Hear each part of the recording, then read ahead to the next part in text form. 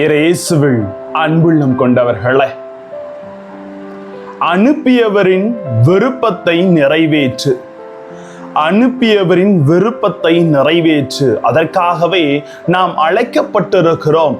நமது கடமைகளை சரிவர செய்து இறைவனது விருப்பத்தை நிறைவேற்றி ஆசி பெற்றவர்களாக வாழ வேண்டும் என்று இறைவன் கற்பிக்கிறார் என்ற எண்ண செய்தி வாயிலாக வார்த்தையோடு பயணம் செய்து அறிந்து கொள்ளலாமா?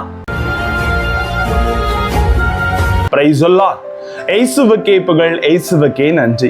இறைவனின் அருட்கரமும் அருளாசிரும் உங்களோடும் உங்கள் குடும்பத்தோடும் நிறைவாக தங்கிட உங்களை நான் வாழ்த்துகிறேன். அன்பில் இனியவர்களே, யோவான் நற்செய்தியில் சொல்லப்படுவது போல என் தந்தையின் விருப்பத்தை நிறைவேற்றுவதே என் உணவு என்று இறைவன் சொல்லுகிறார். ஆம், இறைவனை சார்ந்திருப்பது நன்று. இறைவனை சார்ந்திருக்கிறேன் என்று செயல்படாமல் சோம்பி திரிவது கண்டிக்கத்தக்கது என்ற ஒரு உண்மை என்று உணர்த்தப்படுகிறது. அனைத்திற்கும் இறைவனையே சார்ந்திருக்கும் மனிதர் இறைவன் நம்மிடம் ஒப்படைத்திருக்கின்ற பணியை நிறைவு செய்வதற்காக இறைவன் நம்மையே நம்பியிருக்கிறார் என்பதை எப்பொழுதுமே உணர்ந்திருப்பார். நாம் உணர்ந்திருக்கிறோமா? சற்று சிந்திப்போம். நான் செய்ய வேண்டிய அனைத்தையும் செய்து முடித்து விட்டேன் என்று ஒருபோதும் நம்மால் சொல்ல இயலாது. அன்பார்ந்தவர்களே, ஒவ்வொருவருக்கும் இறைவன் தனித்திறமைகளை கொடுத்துள்ளார். திறமைகள் அனைத்தும் கொடைகளே. கொடைகள் கொடுக்கப்படுவது அடுத்தவர்களின் நலனுக்காக. வாழுமறை நம் தனித்திறமைகளை பொதுவா பாடுறது, கற்பித்தல், வழிநடத்துதல், தலைமை பண்பை பயன்படுத்தவே இறைவன் அழைக்கின்றார். வயது, உடல்நலக் குறைவும் செயல்பாடுகளை குறைக்கவும் தாமதப்படுத்தவும் செய்யலாம். ஆனால் ஒருபோதும் நமது திறமைகளுக்கு முற்றுப்புள்ளி வைப்பதில்லை. உடல்நலக் குறைவு, இயலாமை, தகுதியற்ற நிலை இவைகளில் நின்றுவிட தேவையில்லை.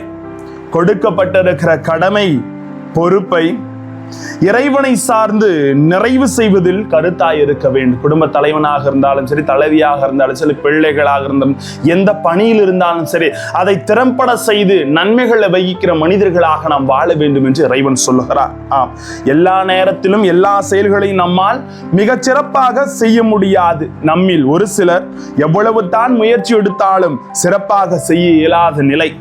இயலாமையிலும் குறைபாடுகளோடும் இறைவனுக்காக இயன்ற அளவு சிறப்பாக செயல்படுங்கள். இறைவனோடு இறைவனுக்காய் நீ செய்கின்ற செயல் இறைவனை மகிழ்ச்சிப்படுத்தட்டும் என்ற உண்மை என்று உணர்த்தப்படுகிறது. அன்பார்ந்தவர்களே, சிந்தித்து பார்க்கிறீர்களா?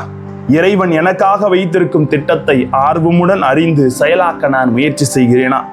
எனக்கு கொடுக்கப்பட்டிருக்கிற கடமைகளை நிறைவாக செய்கின்றேனா என்று யோசிப்போம். திருப்பாடல் 51 சொல்லுவது போல, கடவுளே உமது பேரன்புக்கு எனக்கு இரங்கும், உமது அளவற்ற இரக்கத்திற்கேற்ப என் குற்றங்களை துடைத்தருளும், என் தீவினை முற்றிலும் நீங்கும்படி என்னை கழுவியருளும், என் பாவம் அற்று போகும்படி என்னை தூய்மைப்படுத்தியருளும் என்று இறைவனை முழுமையாக நாடி தேடுங்கள். கொடுக்கப்பட்ட கடமைகளை திறம்பட செய்து அவரின் விருப்பத்தை நிறைவேற்றுகிற பொழுது அன்பின் ஆசீர்வாதம் ஒவ்வொருவருக்கும் கடந்து வருகிறது. உணர்ந்து வாழ்வோம். ஜெபிப்போமா? அன்பின் நிறைவா, எங்கள் கடமைகளை உணர்ந்து திறம்பட செய்து நாங்கள் ஒருவர் இன்னொருவருக்கு உதவும் கரமாக மாறி எந்நாளும் நிலைத்திருக்க எங்களோடு தங்கும் ஆண்டவரே, பிரைஸ் தி லார்ட்.